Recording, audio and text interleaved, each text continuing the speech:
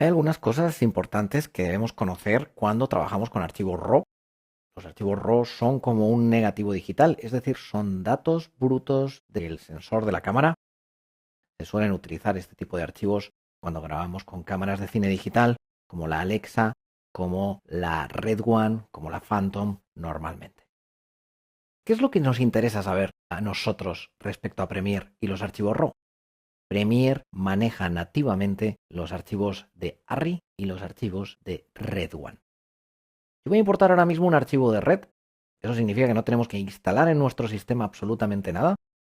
Voy a seleccionar ese archivo de Red, le voy a dar a importar y automáticamente va a cargar el clip en mi ventana. Fijaros cómo ya me da toda su información, nombre del clip, es un R3D, RAW nativo de la Red One.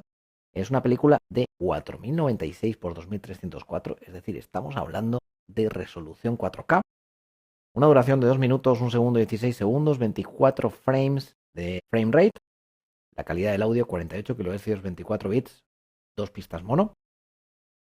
Y lo que me interesa que veamos es que primero Premiere puede reproducir esto en tiempo real.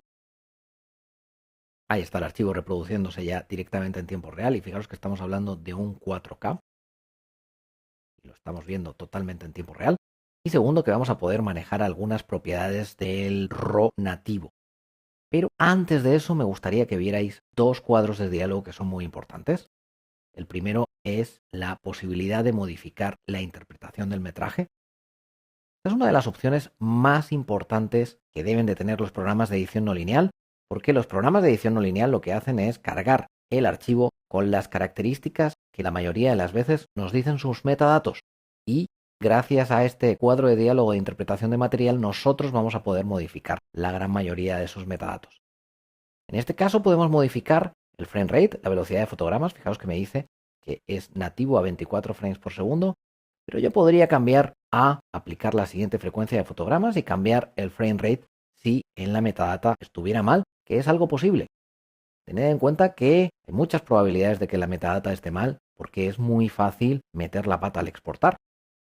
Es tan fácil como, por ejemplo, imaginaros un archivo entrelazado que me llega a mí, lo cargo en una secuencia progresiva y lo exporto. La metadata va a decir que es progresivo, pero la realidad es que seguirá siendo entrelazado. Después, otro de los ajustes más importantes es la proporción de píxeles.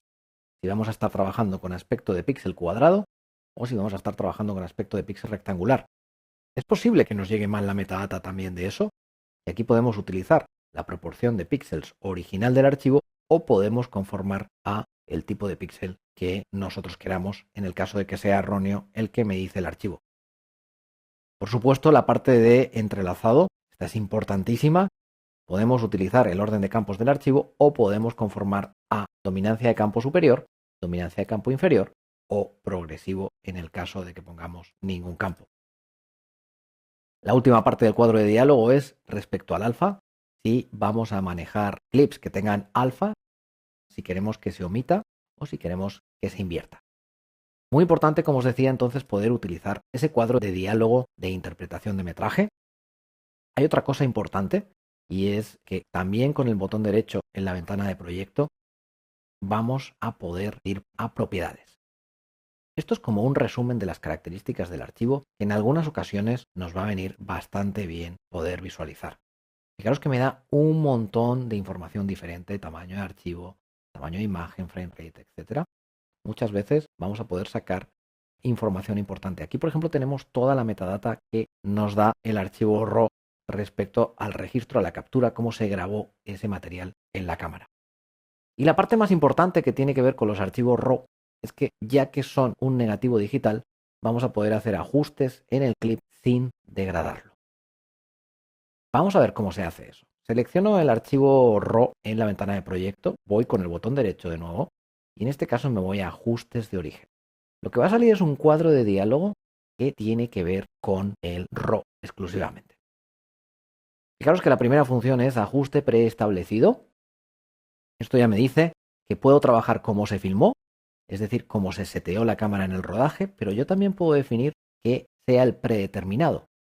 El predeterminado es la cámara con los ajustes en neutro. Y también puedo hacer un personalizado. Personalizado va a ser todos los cambios que yo haga por aquí. Fijaros que puedo cambiar el tipo de descodificación que se hace del material. Puedo atacar al equilibrio de blancos y hacer un nuevo equilibrio de blancos. Por ejemplo, ahí que tenemos un poco contaminado ese blanco, vamos con el cuentagotas y le decimos, ese es el blanco. Y se hace un balance de blancos en función del balance de blancos que yo acabo de pedir, sin degradar el material. Tenéis que tener en cuenta que todo esto son modificaciones sin degradación de material. Después tenemos los ajustes del color, donde vamos a poder pedir el espacio de color. Si estamos trabajando con el espacio de la red, sRGB, Adobe o Curva 709, es que lo que queremos es acabar en HD, con el nivel de negros en 16 y el nivel de blancos en 235. El ISO de la cámara, que el nativo es 320, pero yo podría decir ahora no, pues es 1000. Y como veis, la imagen aumenta de luminosidad porque es lo mismo que podría estar haciendo en la cámara, cambiando el número ASA. Tenemos todos los ajustes de exposición, rojo, verde, etcétera.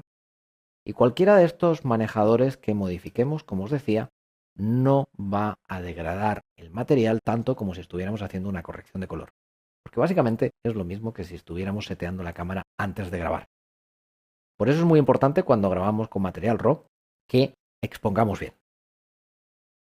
Lo interesante de la suite de Adobe es que voy a poder acceder a este material RAW tanto de Premiere como desde After Effects en cualquier momento. En otras soluciones de edición no lineal, el acceso a los datos RAW solo se produce en una parte concreta del workflow. En Adobe podemos acceder prácticamente en todo momento.